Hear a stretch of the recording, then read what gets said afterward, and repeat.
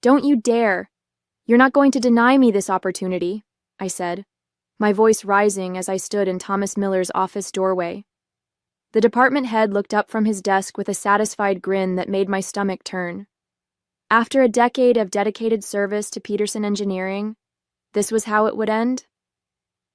My name is Kaylee Thompson, and at 52, I've spent the last 10 years of my career at one of San Francisco's leading engineering firms.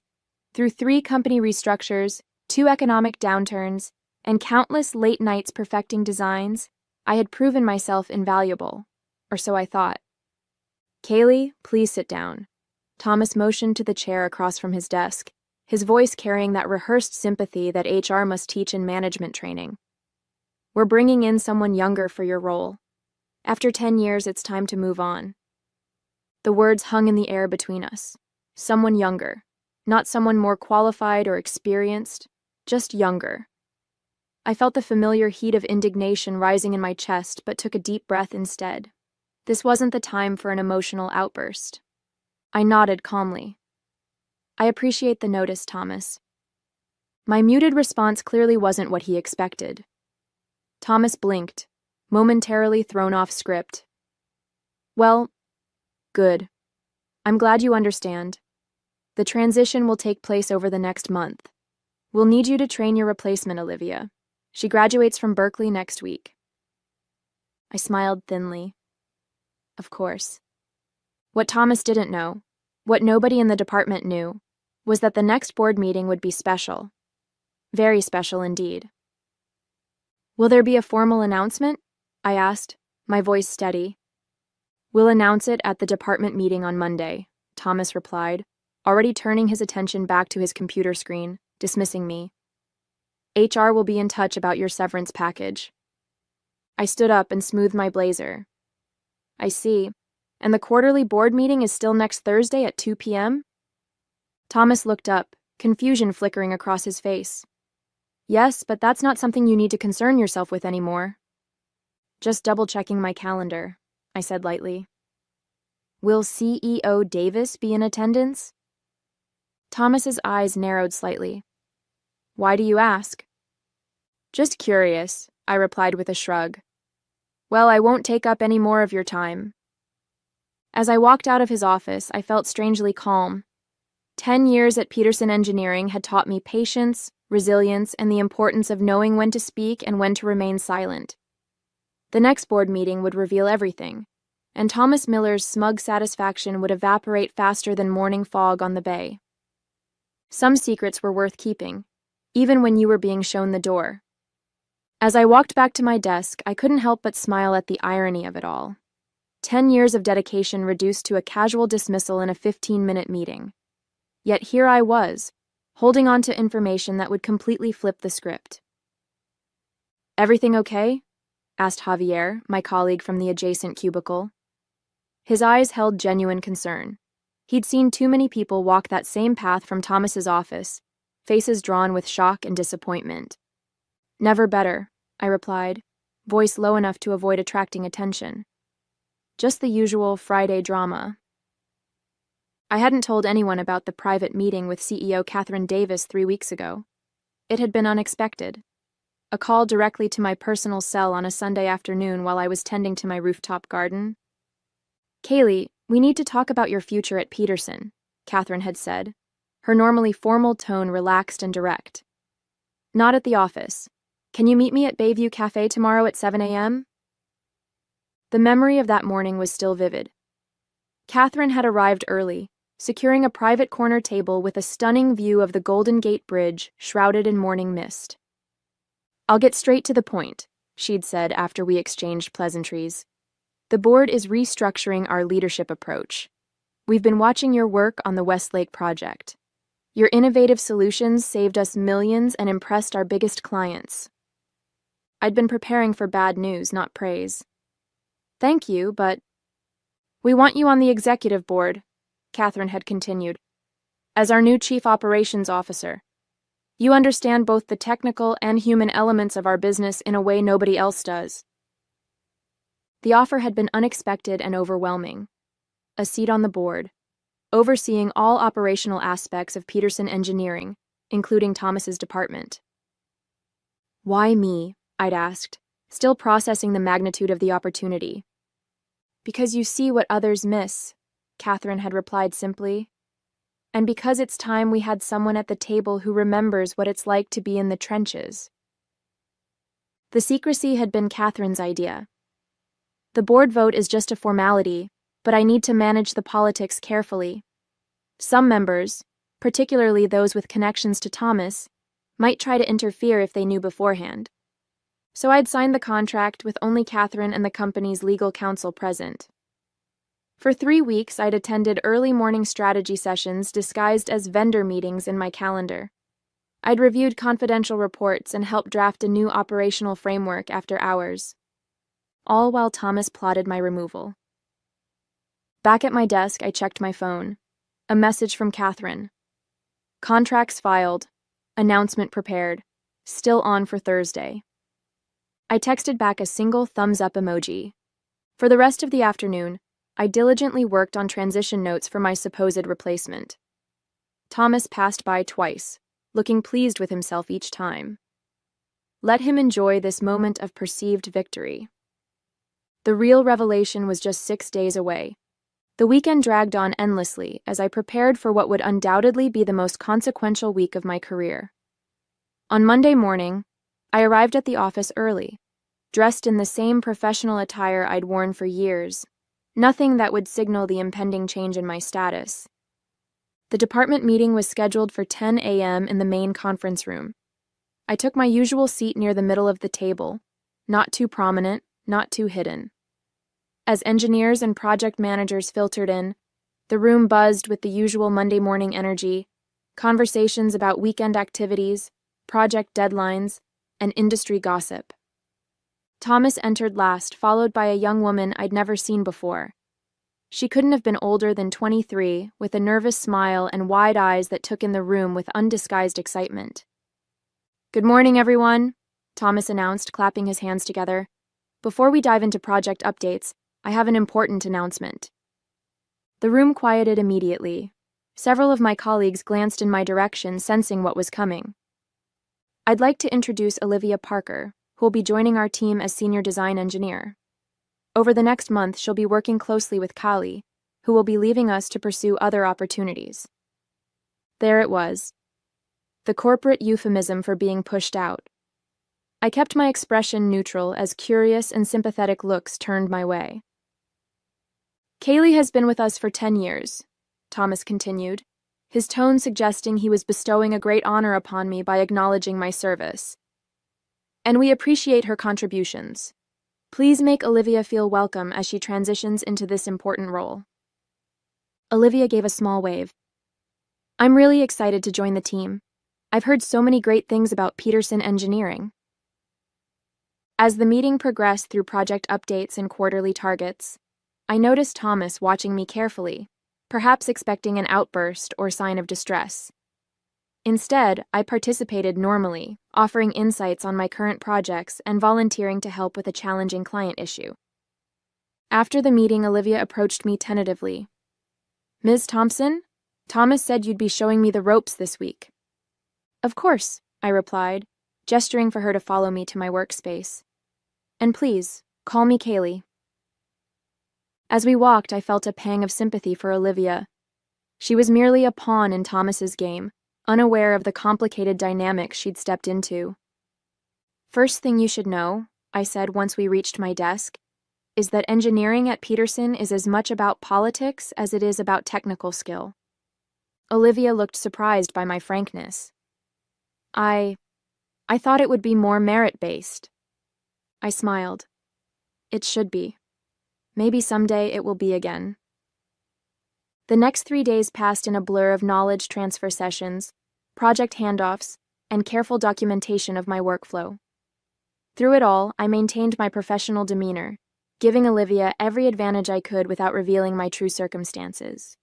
On Wednesday afternoon, Catherine called a company-wide meeting for Friday morning, the day after the board meeting. The email mentioned exciting organizational changes and new leadership announcements. Thomas read the message with a frown, clearly not privy to whatever Catherine had planned. Do you know what this is about? He asked me casually as he passed my desk. No idea, I lied smoothly. Perhaps they've finally found someone to fill that VP position that's been vacant.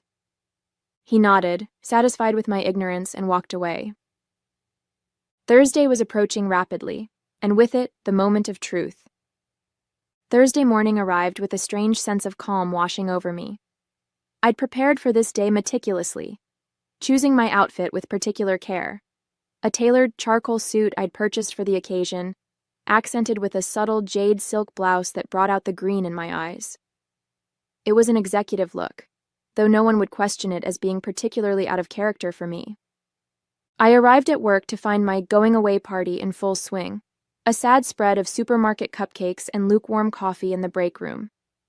My colleagues had signed a card with generic well wishes and memories of projects we'd tackled together. I accepted their condolences with grace, playing my part in this corporate theater. "We'll miss you around here," said Javier, giving me an awkward side hug. "It won't be the same without your problem-solving magic." "Thank you," I replied, meaning it. Many of these people were genuine colleagues who had no part in Thomas's machinations. "I'll miss this team too." Thomas stood at the edge of the gathering, checking his watch frequently. The board meeting was at 2 p.m., and as department head, he'd need to prepare his quarterly presentation. I knew exactly what was in it. I'd helped design the reporting framework years ago. "Kali, could I see you in my office when you're done here?" he asked, not waiting for an answer before walking away. 15 minutes later, I sat across from him, watching as he shuffled papers on his desk. "I wanted to thank you for handling this transition so professionally," he said without looking up. "It's refreshing considering your tenure with the company." The slight emphasis on tenure made it clear what he really meant: my age. It seemed the appropriate response, I replied evenly. Thomas finally met my eyes. "Your severance package is generous. 2 months' salary, plus your unused vacation time. The paperwork will be ready for your signature tomorrow." "I appreciate that." He leaned back in his chair, curiosity finally getting the better of him. "I have to ask, you've been surprisingly calm about all this. Did you see it coming?" I allowed myself a small, enigmatic smile. Let's just say I've learned to prepare for all contingencies in my time here. Thomas's expression hardened slightly. "Well, company needs evolve. Fresh perspectives become necessary. I'm sure you understand." "Completely," I agreed. "Change is inevitable in any organization. Sometimes it comes from unexpected directions." His eyes narrowed at my cryptic response, but before he could press further, his phone buzzed with a reminder. "I need to prepare for the board meeting." "Of course," I said, standing to leave. "Good luck with your presentation. I've always found the board to be quite attentive to details." As I walked out, I could feel his eyes on my back, a new uncertainty in his gaze. My calm acceptance had planted a seed of doubt, exactly as I'd intended. Back at my desk, I fielded a text from Catherine. "Conference room A, 1:30. Come through the executive entrance." I spent the next 2 hours meticulously organizing my desk, backing up personal files, and creating detailed instructions for Olivia. To anyone watching, I was simply being thorough before my departure. At 1:15, I picked up my leather portfolio and headed toward the restroom, a perfectly normal afternoon activity that wouldn't raise suspicions. Once out of sight from the engineering department, I changed course, taking the elevator to the top floor where senior executives had their offices.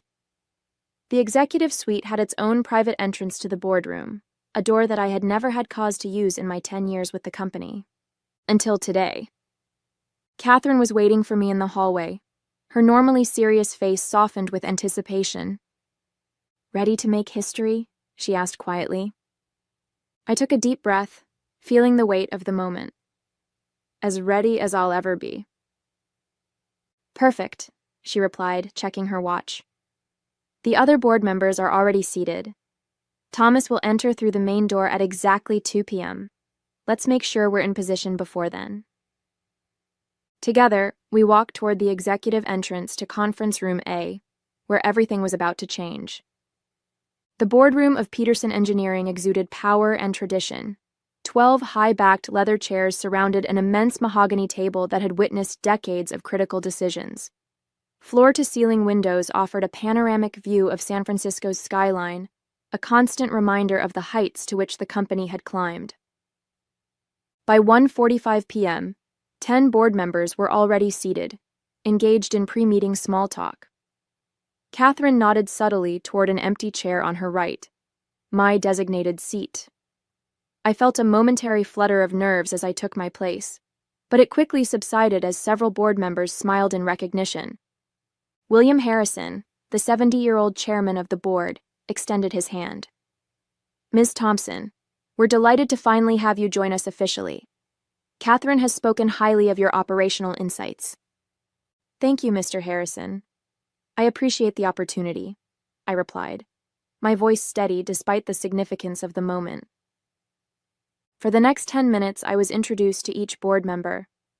Most knew me by reputation or from previous project presentations, but this interaction was different. I was now their peer, not a subordinate reporting up the chain. At precisely 2 p.m., the main door opened. Thomas entered, carrying his presentation materials and looking confident. He greeted several board members by name as he made his way around the table, placing copies of his report at each seat. Then his eyes landed on me. The change in his expression was subtle but unmistakable. Confusion, followed by disbelief, then rapidly shifting to alarm. "Kaylee? What are you doing here?" he asked, his voice pitched slightly higher than normal. Before I could respond, Catherine stood, commanding the room's attention. "Let's begin," she announced, gesturing for everyone to take their seats. "Before we move to department reports, I have an important announcement." Thomas remained standing, his gaze darting between Catherine and me, clearly trying to piece together what was happening. "Please take a seat, Thomas," Catherine directed, waiting until he complied before continuing. "As you all know, Peterson Engineering has been undergoing strategic restructuring to better position ourselves for the challenges ahead. After extensive evaluation, the executive committee and I have identified critical operational improvements needed across all departments." Thomas fidgeted with his pen, no longer looking at me. "To lead this effort," Catherine continued, "we required someone with deep institutional knowledge, proven technical expertise, and the ability to bridge divisions within our organization. I'm pleased to announce that Kaylee Thompson has accepted the position of Chief Operations Officer, effective immediately." A round of applause filled the room. Several board members nodded approvingly in my direction. As COO, Kaylee will oversee all operational aspects of the company, including engineering, production, supply chain, and quality assurance, Catherine explained, her voice clear and firm. All department heads will report directly to her, creating a more streamlined decision-making process. Thomas's face had drained of color. I wasn't aware of this reorganization," he stammered. "The decision was finalized 3 weeks ago," Catherine replied evenly, "on a need-to-know basis." William Harrison leaned forward. "Ms. Thompson's appointment was unanimously approved by the executive committee. Her first task will be conducting a comprehensive review of all departments, identifying inefficiencies and opportunities for growth." I finally spoke, keeping my voice professional and measured. "I'm looking forward to working with all department heads to optimize our operations. Everyone brings value to this organization, though sometimes it requires the right position to maximize that value." Thomas's eyes met mine, understanding the subtle message. His department was under my purview now. His decision to replace me would be subject to my review. "Now," Catherine said, masterfully moving the meeting forward, "let's proceed with the quarterly reports. Thomas, I believe you're first." Thomas stood on unsteady legs, fumbling with his presentation materials. The confident department head who had dismissed me days earlier was gone, replaced by a man suddenly questioning every decision that had led to this moment. "Before you begin," I interjected gently, I'd like to discuss the staffing changes you proposed earlier this week. Perhaps we should revisit some of those decisions." The silence that followed was profound. Thomas cleared his throat, a bead of sweat visible on his temple. "Perhaps we should discuss departmental staffing after the meeting," he suggested, his voice strained. "Actually," I replied, maintaining a neutral tone, "since it affects the quarterly projections you're about to present, we should address it now." I turned to the board. "Thomas has proposed replacing our senior design engineer, the position I held until today, with a recent graduate who has no industry experience." Several board members exchanged concerned glances. "The Westlake project is entering its most critical phase," I continued. "Changing key personnel now creates unnecessary risk to both timeline and budget." William Harrison frowned. "Is this accurate, Thomas?" "The Westlake contract represents 20% of our annual revenue." Thomas's presentation folder trembled slightly in his hands. "I believed fresh perspectives would benefit the team," he said, the words sounding hollow even to his own ears. "But obviously, with the new organizational structure, we can reassess." "Indeed," I agreed. "In fact, I've already spoken with Diana Ford about stepping into the role. Her 15 years of experience and familiarity with the Westlake specifications make her the logical choice." Catherine nodded approvingly. "Diana is an excellent engineer. I support this decision." The look of defeat on Thomas's face was unmistakable, but he managed to proceed with his quarterly report. His usually confident delivery was replaced by hesitation and frequent references to notes. When he finished, the questions from board members were pointed and occasionally critical, a stark contrast to the easy reception he typically enjoyed. As the meeting progressed through other departmental updates, I made careful notes and asked thoughtful questions that demonstrated my comprehensive understanding of the company's operations. By the time we reached new business items, the dynamic in the room had shifted palpably. Board members increasingly directed their questions to me, rather than Catherine or the department heads. Near the meeting's conclusion, Catherine introduced another agenda item.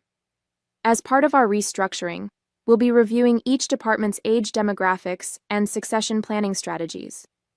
Recent data suggests our most innovative solutions have come from cross-generational collaboration." She displayed a slide showing productivity metrics across different age groups.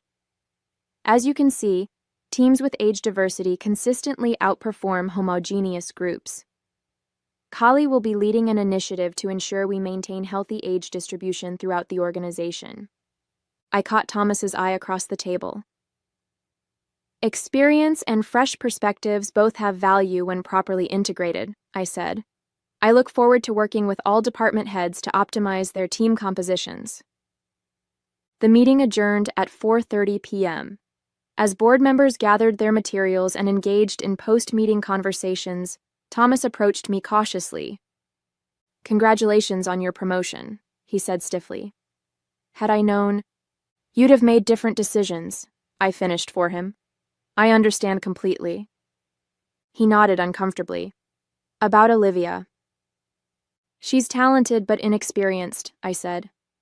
"I think she'd benefit from our junior engineer development program, rather than being thrown into a senior role prematurely. Don't you agree?" Thomas knew he had no choice. "Of course, I'll inform her of the change." "No need," I replied. "As COO, I should welcome all new employees personally. I'll meet with her tomorrow to discuss her actual role and set appropriate expectations." Catherine joined us, effectively ending the conversation. "Kaylee, the executive team is gathering for dinner at Bayside Restaurant at 7. We'd love for you to join us." "I'd be delighted," I said, collecting my notes. As Thomas walked away, Catherine watched him with a calculating expression. "He'll either adapt or find himself increasingly marginalized," she observed quietly. "Everyone eventually faces the consequences of their decisions," I replied. "Some sooner than others." The sun was setting over San Francisco Bay as I left the boardroom through the executive entrance. Not as a visitor this time, but as someone who belonged there. Tomorrow, the company-wide announcement would make my new position official, but today's reversal of fortune was satisfaction enough. The 10 years I'd invested in Peterson Engineering had finally paid off, though not in the way Thomas had intended when he'd called me into his office with that satisfied grin just days ago. Friday morning's company-wide meeting brought a palpable buzz to the auditorium. Employees from every department gathered, whispering speculations about the organizational changes mentioned in Catherine's email. I stood backstage with Catherine and the executive team, dressed in a navy suit that signaled my new authority while still feeling true to myself. "Nervous?" Catherine asked, straightening her blazer. "Surprisingly, no," I replied. "It feels right." At exactly 9 a.m., Catherine took the stage to enthusiastic applause. I watched from the wings as she outlined Peterson Engineering's vision for the future, emphasizing innovation, collaboration, and strategic growth. "To lead us through this next chapter," Catherine announced, "I'm pleased to introduce our new Chief Operations Officer, Kaylee Thompson." As I walked onto the stage, the reaction was immediate and overwhelming. Engineers who had worked alongside me for years stood in applause. Project managers who had seen my solutions save impossible deadlines cheered. Even the administrative staff with whom I'd always maintained respectful relationships showed their approval. Thomas sat in the third row, clapping mechanically, his expression unreadable. "Thank you," I began, waiting for the applause to subside. "For 10 years, I've had the privilege of solving problems at Peterson Engineering. Today, I'm honored to help shape our collective future." I outlined my vision for operational excellence, emphasizing collaboration across generations and departments. "Experience and fresh perspectives both have tremendous value," I said, making brief eye contact with Thomas. "Our strength lies in harnessing both." After the presentation, employees approached to offer congratulations. Olivia, looking slightly confused, waited until most had dispersed. "Ms. Thompson, Kaylee," she began tentatively. "I'm a little unclear about my position now." I smiled reassuringly. "Let's meet in my office in an hour. I think you have great potential, just not in the role Thomas originally proposed." As the crowd thinned, I spotted Javier giving me a knowing grin and a thumbs up from across the room. Perhaps he'd suspected something all along. The transition into my role as COO happened more smoothly than anyone might have expected. By Monday morning, I had moved into the executive suite on the top floor, a spacious corner office with windows overlooking the Bay Bridge. The contrast to my former cubicle was striking, but I made sure to bring along the small jade plant that had survived 10 years of engineering crises with me. Some continuity was important. My first official week was packed with meetings, getting to know each department head personally, reviewing ongoing projects, and assessing operational bottlenecks. I made a point of being visible throughout the building, visiting departments and speaking directly with employees at all levels. This wasn't just good leadership. It was a message that the barriers between executives and staff were being dismantled. Thomas had been notably subdued. Our first one-on-one meeting had been brief and focused strictly on his department's metrics. He avoided direct eye contact and kept his responses clipped and professional. I neither gloated nor referenced our previous dynamics, treating him with the same respectful professionalism I showed all department heads. On Friday afternoon, Catherine stopped by my office with 2 cups of coffee. "So, 1 week in, how does it feel?" she asked, settling into the chair across from my desk. "Challenging in all the right ways," I replied honestly. "There's so much opportunity for improvement." She nodded, looking pleased. "The board is impressed with your approach so far. William Harrison specifically mentioned your talent for asking the right questions." "I've had years to think about what I'd do differently if given the chance," I admitted. Catherine smiled knowingly. "That's exactly why you were the right choice. Oh, and I thought you'd want to know. Thomas has requested a transfer to our Seattle office." "Running away?" I asked, raising an eyebrow. "He claims it's for family reasons," Catherine replied, "but we both know better." I considered this news thoughtfully. "Let's approve it," Sometimes a fresh start benefits everyone. Catherine raised her coffee cup in a small toast. Spoken like a true executive,